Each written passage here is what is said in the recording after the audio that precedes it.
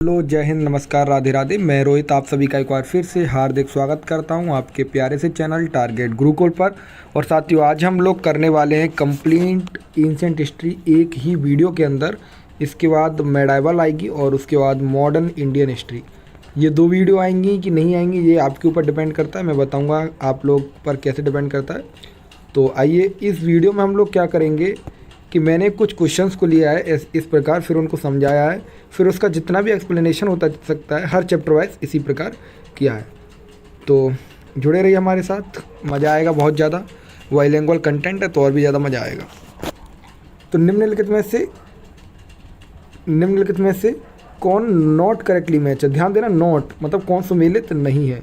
तो सर, हड़प्पा को तो बिल्कुल दयाराम साहनी जी ने ही डिस्कवर किया 1921 में, ठीक है। लोथल एसआर राव साहब ने ही किया सर। मोहनजोदाड़ो राखलदास बनर्जी, तो कम से कम दो तो आपने पढ़े होते हैं। तीसरा आपका ये धोलावीरा, तो ये गलत ऑप्शन कौन सा?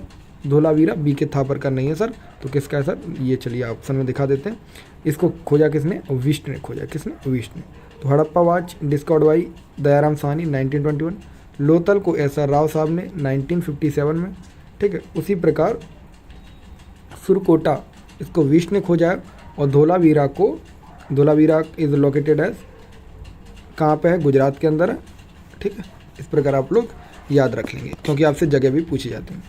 आइए एक एक करके मेजर साइट्स ऑफ आईवीसी जान लेते हैं, बहुत इंपॉर्टेंट है। इंडस वैली सिविलाइजेशन की मेजर साइट कौन कौन सी थी और क्या क्या कैरेक्टरिस्टिक थी, ठीक है। तो पहली हड़प्पा है, मैंने आपको बता दिया। किसने डिस्कवर की सर? दयाराम साहनी जी ने डिस्कवर की। किसने? दयाराम साहनी जी ने डिस्कवर की। इसको कब की बात है? 1921 में, ठीक है। और ये अभी कहाँ है? वर्तमान में पाकिस्तान में स्थित है। कहाँ है? प्रेजेंट टाइम में कहाँ है? पाकिस्तान के अंदर है ये, ठीक है सर। तो इस प्रकार हम लोग याद रखेंगे। यहाँ पर हमको सर मुख्य चीज़ें क्या मिली हैं तो वो देख लेते हैं। It was a major urban centre, यानी ये कैसा था? प्रमुख शहरी केंद्र था। ये शहरी केंद्र था। वेल प्लान लेआउट था यहाँ पर। फोर्टिफाइड साइटल्स मिले हैं यहाँ पे, गढ़वाल मिले हैं, गढ़वाले मिले हैं, ठीक है। ग्रेड पैटर्न मिलता है यहाँ पे शहरों का। तो इस प्रकार आप लोग याद रखेंगे। आपसे वैसे इतना पूछता नहीं है, मैंने आपको बता दिया, केवल आपसे पूछेगा कि हड़प्पा की डिस्कवरी किसने की। और ये अगर आपसे प्लेस पूछ लेगा तो याद रखना ये प्रेजेंटली पाकिस्तान में है। मोहनजोदड़ो से प्रश्न बन जाते हैं। इसको माउंट ऑफ डेड भी कहते हैं, मृतकों का टीला भी कहते हैं। और ये लार्जेस्ट साइट है किसकी? आईवीसी की। अगर लार्जेस्ट साइट बोल रहा है आईवीसी की, तो मतलब ये पूरे जो वर्ल्ड में आईवीसी है उसमें से बात चल रही है, ठीक है। याद रखना, यहाँ पर हमको सबसे ज़्यादा मोहनजोदाड़ो की सर डिस्कवरी किसने की थी? आपने बताया था अभी। तो जिस प्रकार उनकी दयाराम साहनी ने, तो इसकी की थी राखलदास बनर्जी ने, ठीक है। कब? 1922, ठीक। कहाँ है सर ये? प्रेजेंटली कहाँ है? तो प्रेजेंटली बिल्कुल पाकिस्तान के अंदर है ये भी। और यहाँ पर हमको ग्रेट बाथ मिलता है। ये क्वेश्चन बहुत पूछा जाता है, ग्रेट बाथ हमको कहाँ से मिला है? तो याद रखना, ग्रेट बाथ ग्रेनरीज, यानी कि अन्न भंडार, ग्रेट बाथ, ये सबसे कहाँ मिली है? और जल के जो ड्रेनेज सिस्टम है वो सबसे अच्छा कहाँ मिला है? तो मोहनजोदड़ो के अंदर मिला। और इसको क्या कहते हैं? माउंट ऑफ डेड कहते हैं, मृतकों का टीला कहते हैं, ठीक है। अगर अभी तक साथियों आपने टारगेट गुरुकुल को सब्सक्राइब नहीं किया तो सब्सक्राइब करके लाइक वाला बटन दबा लीजिए, क्योंकि बहुत मज़ा आने वाला है वीडियोस में, ठीक है। आगे आइए, धोलावीरा ये गुजरात के अंदर प्रेजेंट है। और ये प्रश्न इस प्रकार ही पूछा गया था कि धोलावीरा कहाँ पर प्रेजेंट है। जैसे बहुत सारे दिए थे, मांडा, जैसे एक मांडा दिया, तो मांडा कहाँ है? तो जम्मू कश्मीर में, इस प्रकार, ठीक है। मांडा था, राखीगढ़ी थी, धोलावीरा था। और उसमें से आपको बताना था कि और कौन सा है। तो इस प्रकार के भी प्रश्न आते हैं। तो याद रखना, धोलावीरा कहाँ है? गुजरात के अंदर है सर। यहाँ पर कुछ मुख्य चीज़ें मिली हैं, तो ये चीज़ें आप लोग देख लेना। ये हड़प्पा के, ये धोलावीरा 5 सबसे बड़े हड़प्पा स्थलों में से एक है, ठीक है। और अपने अच्छी तरह से संरक्षित खंडारों में से जाना जाता है। ये मजबूत कट, ये याद रखना आप लोग। धोलावीरा लार्जेस्ट साइट है आईवीसी की। अभी मैंने बताया मोहनजोदाड़ो लार्जेस्ट साइट है आईवीसी की, लेकिन याद रखना धोलावीरा कहाँ की? इंडिया की। तो अगर भारत में हम बात करते हैं तो धोलावीरा कैसी है? लार्जेस्ट साइट है। धोलावीरा को वर्ल्ड हेरिटेज, यूनेस्को की वर्ल्ड हेरिटेज साइट में भी जोड़ लिया गया। याद रखना ये वाला भी क्वेश्चन। और कब जोड़ा गया ये आप लोग कमेंट बॉक्स में बताएंगे, ठीक। साथियों, इस वीडियो का लाइक का टारगेट रहेगा 100 लाइक्स। और कमेंट मुझे ये नहीं चाहिए nice sir, good sir, yes sir. मुझे चाहिए कि आपको सेकंड पार्ट मॉडल मेडाइवल का चाहिए, और कुछ क्या मेरे अंदर कमियां लगती हैं, क्या अच्छाइयाँ लगती हैं, वो कमेंट बॉक्स में छापनी है, ठीक है। तभी नेक्स्ट पार्ट आएगा, नहीं तो आप लोग सोचते रहना नहीं आएगा, क्योंकि मैं पॉलिटी पढ़ाता हूँ, पॉलिटी पढ़ा चुका हूँ। लोथल की बात करते हैं सर, धोलावीरा के बाद लोथल आती है साइड, तो लोथल भी कहाँ है सर, गुजरात में प्रेजेंट है, इतना याद रखना। लोथल क्या इंपॉर्टेंट पोर्ट सिटी है, कैसी है, महत्वपूर्ण बंदरगाह है, ये याद रखना आप लोग, ठीक है। यहाँ से सर मनका बनाने वाले उद्योग के प्रमाण मिलते हैं, यानी कि यहाँ पर हमको वीड मेकिंग इंडस्ट्री भी मिलती है, कहाँ पे, लोथल में, ये चीज़ें याद रखना आप लोग। लोथल सिंधु घाटी सभ्यता का एकमात्र स्थल है जो नर और मादा के दोहरे दफन होने के प्रमाण को प्रकट करता है, यानी कि सती प्रथा से सुझाव जुड़ा हुआ मिलता है। कैसे सर, एक ही ग्रेनाइट के अंदर मेल और फीमेल मिलते हैं, तो हम लोग मानते हैं कि शायद यहाँ पर सती प्रथा जैसा कोई प्रचलन होगा। ये कहाँ की बात है सर, लोथल की बात है, ठीक है। अगर साथियों नोट्स डाउनलोड करना चाहते हो तो इस नंबर पर मैसेज कर देना, ठीक है। बाकी आप जो टारगेट गुरुकुल का ऑफिशियली ऐप है उसको डाउनलोड कर लेना, वहाँ पे भी ये नोट्स अवेलेबल हैं। अगर आपको इस नोट्स से रिलेटेड कोई भी दिक्कत होती है, कहीं समझ नहीं आता, तो इस नंबर पर मैसेज करना है, कॉल करेगा उसको ब्लॉक कर दिया जाएगा, ठीक है। कालीबंगन सर, कालीबंगन से बहुत प्रश्न आते हैं सर। कालीबंगन जुते हुए खेतों के निशान कहाँ से मिलते हैं, तो वो मिलते हैं सर हमको कालीबंगन। कालीबंगन में प्रेजेंटली कहाँ है, तो राजस्थान में है, इस समय कहाँ है, ये राजस्थान में है, ठीक है। और ये इसमें से क्या है कि अभी देखो प्रारंभिक हड़प्पा सभ्यता स्थल है, इसमें कई ईंटों के घर भी मिलते हैं, तो इस प्रकार की चीज़ें आप लोग याद रखना है, ठीक है। यहाँ से और क्या मिलता है, चूड़ियों के निशान भी मिलते हैं शायद यहाँ से, ठीक है, ब्लैक चूड़ियाँ, तो ब्लैक बेंगल्स भी यहीं से मिलते हैं। कालीबंगन, कालीबंगन कहाँ है, राजस्थान, याद रखना ये सब। अब इसके बाद आइए सर, इसके बाद है राखी गढ़ी। राखी गढ़ी का आप लोग क्या याद रखेंगे कि राखी गढ़ी है कहाँ, तो हरियाणा में है, ठीक है। राखी गढ़ी का है हरियाणा में, और one of the largest most significant site of Indus valley civilisation, यानी कि सबसे महत्वपूर्ण स्थलों में से एक है ये भी, ठीक है। यहाँ पे हमें क्या मिलता है, एक बाजार, एक कब्रिस्तान के साथ सुमेजिन, तो ये सारी चीज़ें आप लोग याद रखना।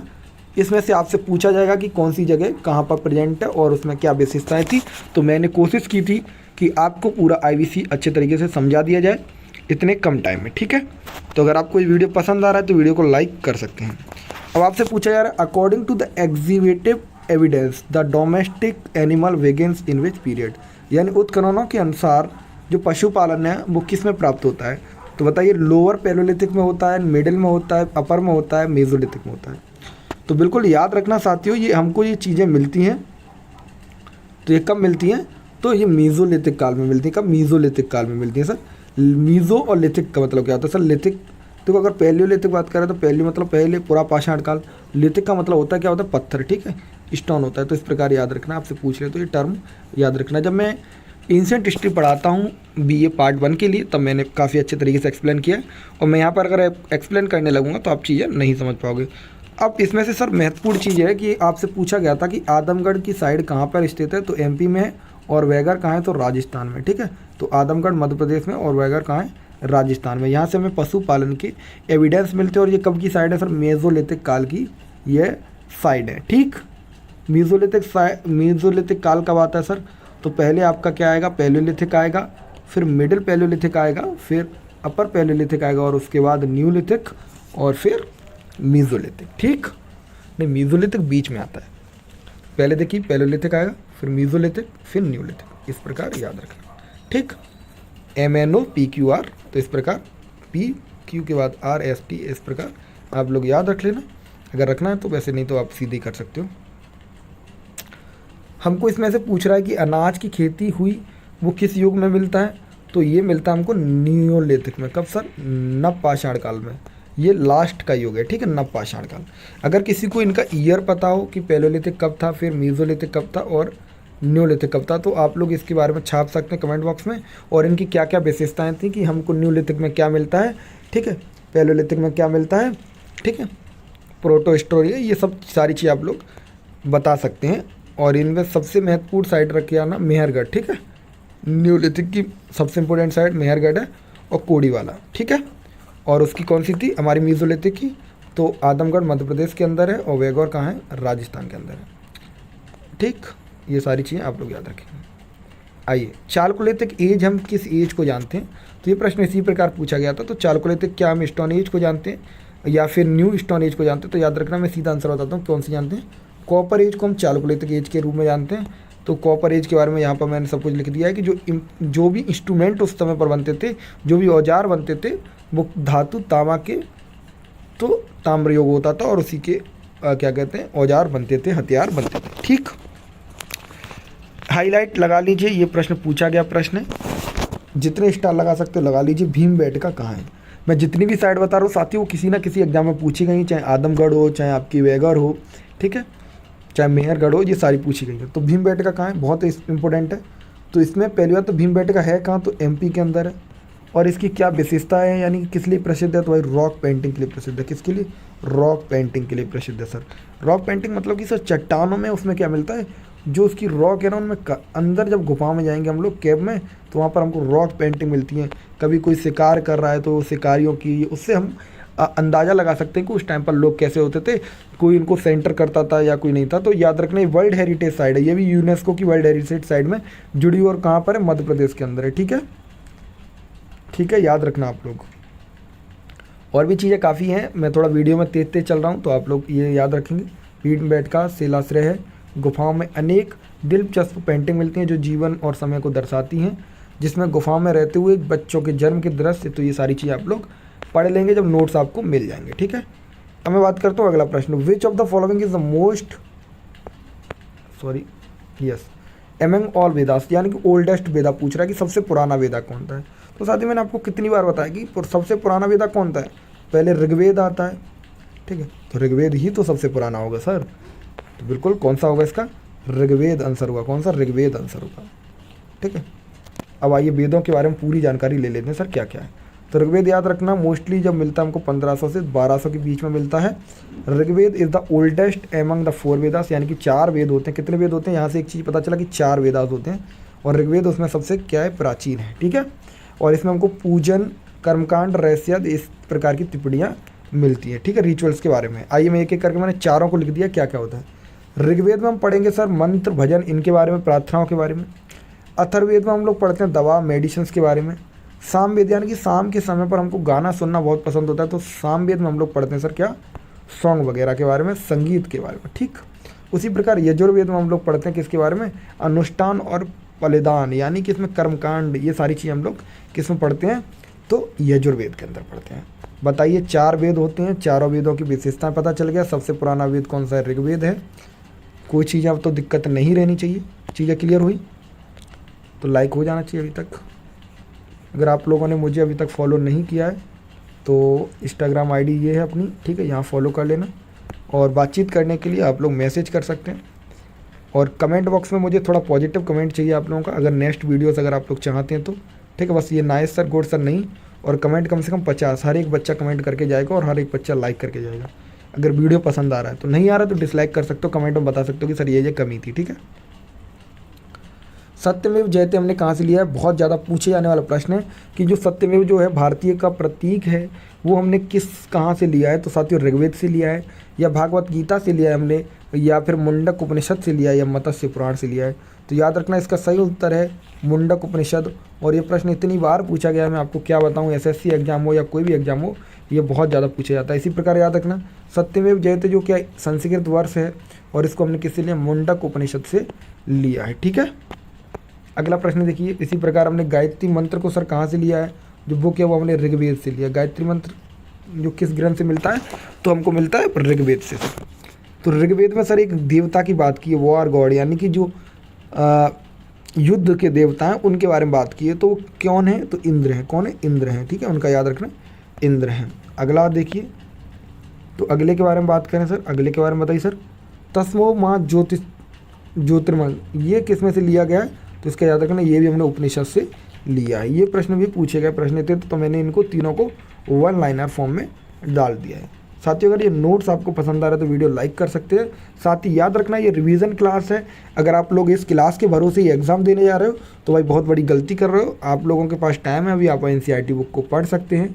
ठीक है, ये सिलेक्टेड क्वेश्चन है जिससे कि आपका रिवीजन हो जाए, ना कि ये कि आप लोग बिना पढ़े एग्ज़ाम देने जाएँ और काम हो जाए। ठीक है, आप लोग बताइए, who is the consider the founder of Buddhism?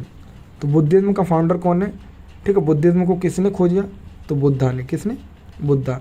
आइए बुद्धा से रिलेटेड कुछ प्रश्न समझ लेते हैं सर।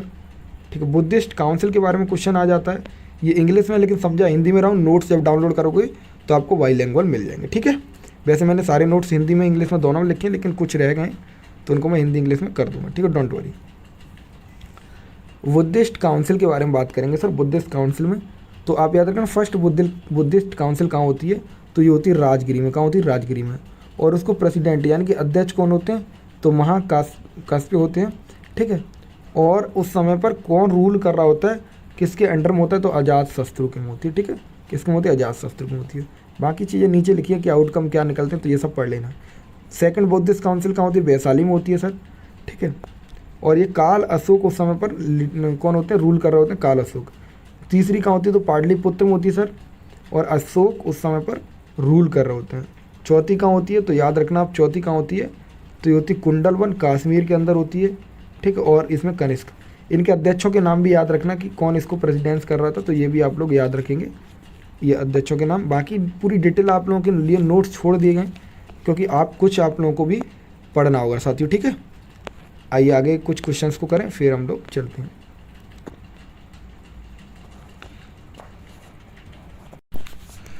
तो देखिए हमने बुद्ध काउंसिल से जुड़े हुए क्वेश्चन देखे। अभी उन बुद्ध के जो भी क्वेश्चन बचे उनको भी अभी डील करेंगे। उससे पहले हम थोड़ा सा इधर देख लेते हैं। बुद्धिस्ट टेक्स्ट है, उसमें 16 महाजनपद मिलते हैं 6th सेंचुरी में। वो कौन सा बुद्धिस्ट टेक्स्ट है, तो याद रखना, क्या वो दीघा निकाय है, या फिर त्रिपिटका है, या फिर दीप स्वाम है, या फिर अंगुत्तर निकाय है। तो याद रखना कौन सा, अंगुत्तर निकाय है।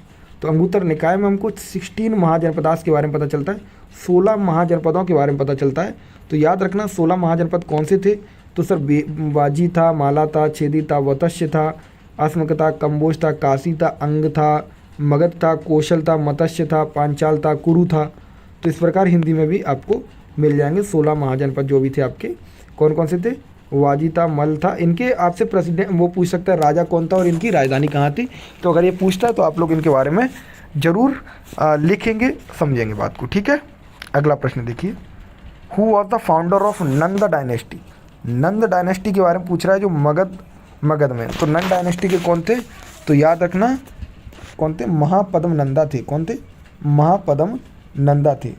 धनानंद तो आखिरी रूलर हो जाते हैं इसके। इन्हीं के बाद तो चंद्रगुप्त मौर्य शासक करते हैं, चंद्रगुप्त मौर्य शासन पर बैठते हैं। तो याद रखना इस प्रकार भी आप लोग याद रखना। शिशुनाग वंश को उखाड़कर फेंका था, और महापद्मनंद ने नंद वंश की स्थापना की थी। किसकी, नंद वंश की। और नंद वंश को खत्म करने वाले कौन थे, चाणक्य की सहायता से चंद्रगुप्त मौर्य, ठीक है। इस प्रकार भी आप लोग चीज़ों को लिंक करते हुए पढ़ेंगे तो काफ़ी चीज़ें मजा आएगा, ठीक है। अगला प्रश्न बताइए। पहले साथ ही आप लोग लाइक करो, 1 मिनट जाके सारे लोग लाइक करो और कमेंट में लिखो, जब तक मैं आपको 1-2 प्रश्न बताता हूँ। जीवक जो थे वो किसके दरबार में चिकित्सक थे, किसके दरबार में चिकित्सक थे, तो बताइए। तो याद रखना बिल्कुल साथियों, बहुत ज़्यादा पूछे जाने वाला प्रश्न कि किसके में थे, तो बिंबिसार के में थे। जीवक किसके में थे, बिंबिसार के में थे। ये प्रश्न आपके पूछे जाते कि कोर्ट पॉइंट कौन था, यानी कि दरबारी कवि कौन था, या फिर उनके दरबार में कौन कौन लोग काम करते तो उनके बारे में पूछा जाता है। इसी प्रकार आपने मुगल में देखा होगा, मुगल के 9 जो नवरत्न होते हैं उनके पूछा जाता है। इसी प्रकार आपके चंद्रगुप्त, हर्षवर्धन, इन सब के बारे में भी पूछी जाती हैं। तो ये चीज़ें आप लोग याद रखेंगे। तो जीवक जो प्रसिद्ध चिकित्सक बिंबिसार के थे, उन्हें बिंबिसार ने अवंती के समय उज्जैन भेजा गया था, क्योंकि राजा जो प्रद्योत थे उनको पीलिया हो गया था, ठीक है। आप लोग ये याद रखना, वो अवंती भेज दिया जाता है उन्हें, ठीक है। थोड़ा सा 1 मिनट, यस। साथियों बुद्ध से जुड़े हुए प्रश्न हैं तो उनको भी हमें करना है। पहले थोड़ा सा आगे इधर कर लेते हैं। ये वीडियो थोड़ा लंबा हो जाएगा, मतलब 30 मिनट्स का वीडियो हो जाएगा लगभग। तो आप लोग चीज़ों को ध्यान से समझ लेना, ठीक, यस। अगला प्रश्न देखिए, चैनल सब्सक्राइब कर लो, जब तक लाइक भी कर लो। हाँ, सिकंदर के आक्रमण के समय उत्तर भारत में निम्नलिखित में से किस राजवंश का शासन था, ये पूछ रहा है आपसे।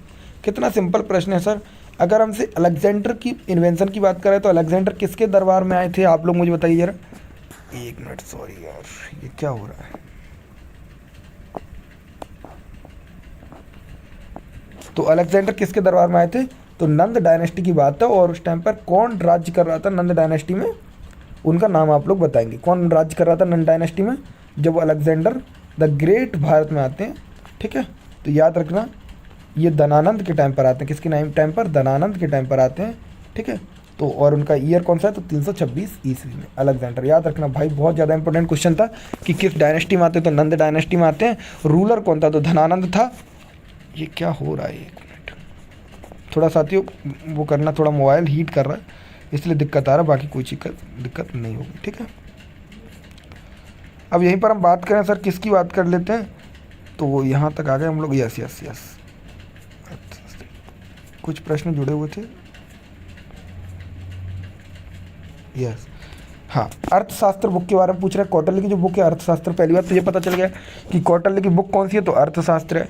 तो जो अर्थशास्त्र के अंदर साथियों जो बात होती है ना, वो किसकी बात होती है, तो बुक सरकार के सिद्धांतों की बात होती है। प्रिंसिपल ऑफ किसकी बात होती है, गवर्नमेंट की बात होती है, गवर्नमेंट को कैसे रन किया जाए, ठीक है। वैसे वो चंद्रगुप्त के दरबारी कवि थे, वो दरबार में थे, ठीक है उसके, लेकिन उसमें बात जो है वो किसकी है, तो गवर्नमेंट की बात है कि गवर्नमेंट को कैसे रन किया जाता है, ठीक है। थोड़ा सा डिटेल देख लेंगे कि क्या डिटेल है सर। तो अर्थशास्त्र बुक जो है उसमें पॉलिटिकल डिप्लोमेसी की बात है और किंग और मिलिट्री के बारे में बात करता है। अगर आप अर्थशास्त्र को पढ़ोगे तो बहुत मजा आएगा आपको साथियों। इस बुक में कितना मतलब कूटनीतियों के बारे में बात है, आप लोग जब पढ़ेंगे तो आपको चीज़ें समझ आएंगी, ठीक है। अगला प्रश्न बताइए आप लोग। जो अशोक की इंस्क्रिप्शन है उन्हें किसने पढ़ा था फर्स्ट टाइम, तो याद रखना जेम्स प्रिंसेप ने पढ़ा है अशोक की जो क्या कहते हैं जितनी भी, अब देखिए अशोक की जो इंस्क्रिप्शन थी, जो शिलालेख थे, उनको पढ़ने वाले जेम्स प्रिंसेप थे। भाषा थी मगधी, कभी प्राकृतिक मिल जाती है, ब्राह्मी स्क्रिप्ट भी मिलती है। तो इस प्रकार आप याद रखना जेम्स प्रिंसेप ने इनको पढ़ा था। किसने, जेम्स प्रिंसेप ने इनको पढ़ा था। देखिए मैंने यहाँ पर लिखा है कि खरोष्टी जो लिपि है उसको राइट टू लेफ्ट लिखा जाता था, और इसके बारे में भी इसमें पता चलता है कि इसके दाएं हाथ से बाएं हाथ की तरफ लिखा जाता है किसको, खरोष्टी लिपि को, ठीक है। मतलब उल्टी थी ये लिपि, कैसे, इससे इस तरफ लिखा जाता है, ऐसे ऐसे करके ऐसे लिख के लाते हैं। हम लोग कैसे लिखते हैं, लेफ्ट टू राइट लिखते हैं, लेकिन इसमें कैसे था, राइट टू लेफ्ट था खरोष्टी लिपि में। इसके बारे में पूछ लेता कभी कभी। इंडिका बुक के राइटर पूछ रहा है कि इंडिका के राइटर कौन थे, तो इंडिका के लेखक कौन है, तो याद रखना मेगास्थनीज है। कौन है, मेगास्थनीज है। अब बात आती है कि मेगास्थनीज किसके दरबार में सर आई थी, तो याद रखना मेगास्थनीज जो आते हैं वो किसके दरबार में आते हैं, मौर्य काल में आते हैं। किस में आते हैं, मौर्य काल में आते हैं। और यूनानी जो राजा थे, यूनान के एक राजा थे जिन्होंने मेगास्थनीज को यहाँ पर भेजा था, ठीक है। तो उनका नाम क्या है, तो नाम एक बार देख लीजिए, सेल्यूकस निकेटर, ठीक है। सेल्यूकस निकेटर ने मेगास्थनीज को भारत भेजा था। और किसके दरबार में आए थे, ये प्रश्न दूसरा है, तो बताइए किसके दरबार में आए थे, तो आप लोग याद रखना चंद्रगुप्त मौर्य के दरबार में आते हैं। किसके दरबार में आते हैं, चंद्रगुप्त मौर्य के दरबार में आते हैं। तो 3 चीज़ें पता चली। मेगास्थनीज की बुक कौन सी सर, इंडिका है। और इंडिका में ज़्यादातर यही पता चलता है क्या कहते हैं, भारत के इतिहास के बारे में लिखा है कि कैसे राजा रन करते थे। तो सेल्यूकस निकेटर के दरबार वो थे, क्या कहते हैं, ब्रांड एम्बेसडर थे, ठीक है। और ये इनकी बुक तो आपको पता है इंडिका है, जिसमें मॉडर्न अकाउंट एडमिनिस्ट्रेशन के बारे में लिखा गया है, ठीक है। और ये इसको रिफरेंस टू अर्थशास्त्र के बारे में भी बताते हैं। अब प्रमुख बुक हैं, जो बुक बहुत ज़्यादा पूछी जाती है, ये PDF है इंग्लिश में, तो समझ लेना। हिंदी में बताता हूँ आपको जो इंपॉर्टेंट बुक है, पढ़नी आपको सारी है। जैसे आप याद रखना हर्षचर्या को लिखने वाले थे वान भट्ट। कामसूत्र है बास्यान की, ठीक है। कामसूत्र किसकी है, बास्यान की है। इसमें मृच्छ कट्टिका तो जो थी शूद्रक की है। ये बहुत इंपॉर्टेंट बुक है, मैं बता रहा हूँ आपको जो, ठीक है। ऐसी आपकी अमृता निकाय है, बृहत समता है, रामचरिता है, तो याद रखना किसकी है। इसी प्रकार आप लोग देखेंगे इधर नाट्यशास्त्र है, तुलसी किसकी है, भरत मुनि की है, ठीक है। नाट्यशास्त्र गीत गोविंद जयदेव की है, इम्पोर्टेंट थी ये। पंचशास्त्र पंचतंत्र किसका है, विष्णु दत्त, ये इम्पोर्टेंट है बहुत ज़्यादा, ठीक है। मुद्रा राक्षस विशाख दत्त, देवी चंद्रगुप्ता, ये भी विशाख दत्त की, ये इंपॉर्टेंट, दोनों बुक इंपॉर्टेंट है, ठीक है। ये सारी बुक आपको पढ़नी है। विल्लर्ड की जो बुक है ये वाली आपको पढ़नी है जरूर भाई, मतलब बुक नहीं पढ़नी लेकिन ये सारी चीज़ याद होनी चाहिए कि कौन से किसने कौन सी बुक लिखी है, ठीक है। जैसे रत्नावली है, तो रत्नावली याद रखना किसकी है, हर्षवर्धन की है। हर्षवर्धन के ऊपर हर्षचरिता लिखी है और उनके दरबारी कवि ने लिखी है ये हर्षचरिता, किस लिखी है, बाण भट्ट ने, याद रखना, ठीक है। ऐसे महाभाष्य है, तो पतंजलि महाभाष्य किसकी है, पतंजलि की है, याद रखना, ठीक है। पतंजलि जो योग गुरु पतंजलि वाली, ठीक है।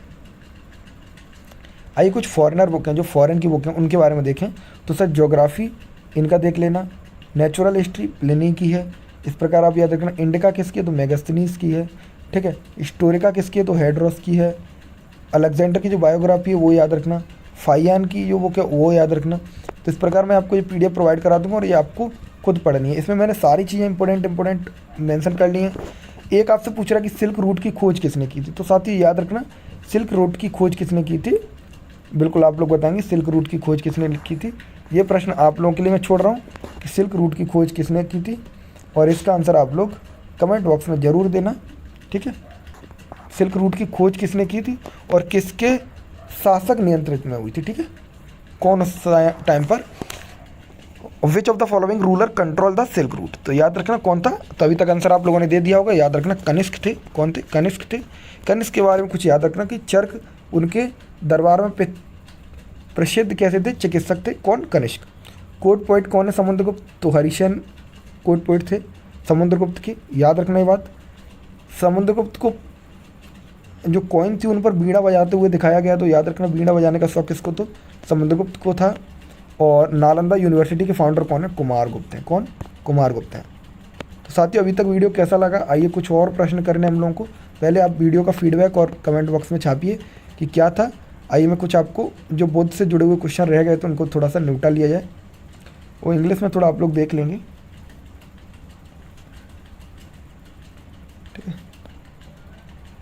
Jain term of cycle, birth and death, rebirth, इसको क्या कहते हैं, तो संसार कहते हैं। क्या कहते हैं, संसार कहते हैं। इनकी हिंदी आपको मिल जाएगी जब आप लोग PDF डाउनलोड करेंगे। तो ये PDF आपको मिल जाएगी जिसमें कुछ मैंने आपको पॉइंट्स पढ़ा दिए, कुछ रह गए जिनको आपको खुद को पढ़ना है। इस PDF 14 पेज की में बहुत सारे प्रश्न हैं साथियों। ये PDF आपके एग्जाम में बहुत हेल्पफुल होने वाली है। बुक के बारे में जितना भी पूछा जाता है मैंने सारी बुक की PDF आपको प्रोवाइड करा दी, मतलब कि इसी बुक में मैंने अटैच कर दिया कि कौन कौन सी चीज़ आपसे पूछी जाती हैं। जो चीज़ें ज़्यादा महत्वपूर्ण है उनको मैंने हाईलाइट कर दिया, उन पर टिक लगा दिया है। तो आप ये चीज़ें ज़रूर पढ़ लेंगे और ये वीडियो कैसा लगा ये कमेंट बॉक्स में ज़रूर बताएंगे। धन्यवाद। जय हिंद, राधे राधे, वंदे मातरम।